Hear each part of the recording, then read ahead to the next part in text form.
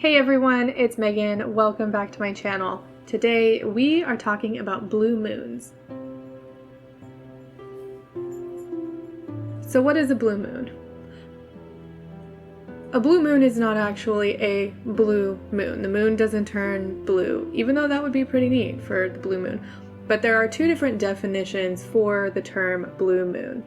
The older definition says that a blue moon refers to the third full moon in a season with 4 seasons.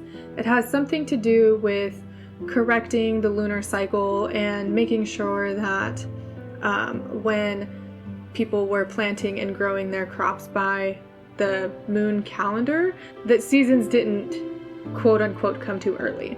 The more common definition that we use today for a blue moon is just the second full moon in a month. Normally, a calendar month only has 1 full moon, and when a second full moon appears, it's given the name blue moon. You can read more about those definitions at the Farmer's Almanac. Link is in the description below.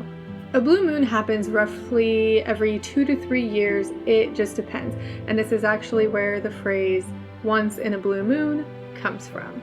It's not as rare as you might think, because it does happen every couple of years, but this leaves it open to a bit more of a magical kick. Just like everything else in witchcraft, the magical significance of the blue moon is not agreed upon.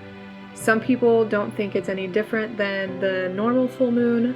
Others, myself included, believe that a blue moon has a different energy. For me, the blue moon's significance has a lot to do with second chances and long-term goals. I also heavily associate the blue moon with power and luck, especially when you consider that the blue moon makes 13 full moons in a year.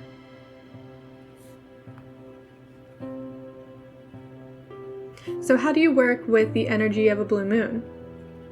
I believe that any spell done during the full moon will have an added kick of energy to it, but I wouldn't cast spells during a blue moon that I want to work quickly.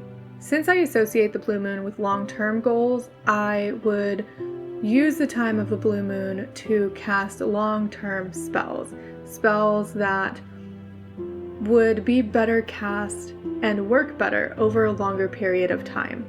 For me, these are going to be things like building and cultivating healthy relationships, growing financial abundance and prosperity, and kicking bad habits that you may have had for a really long time that you would benefit from kicking slowly.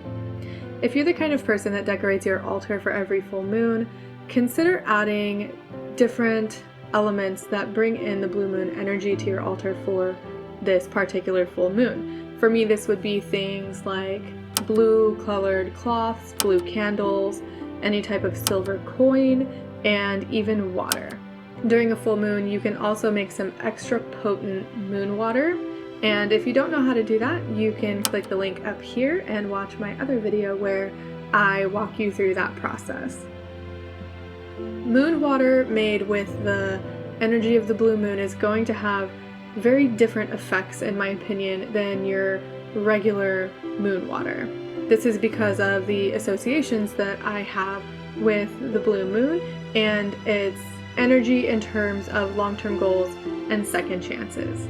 Many people also like to take a walk or just sit under the light of the full moon.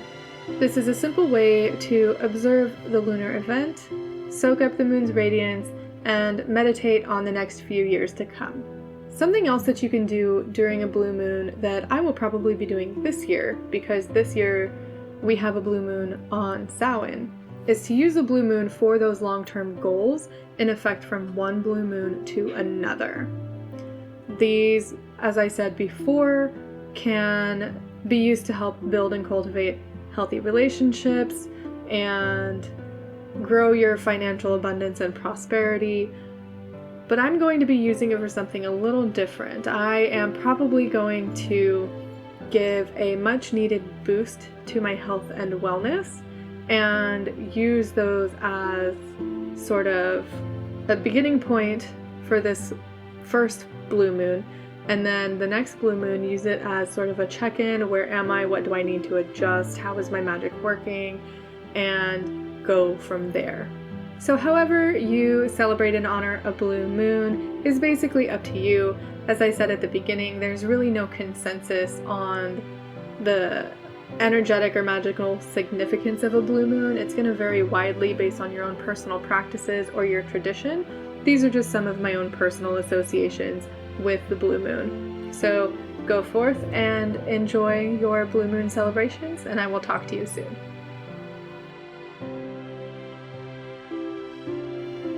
Thank you so much to my patrons over on Patreon.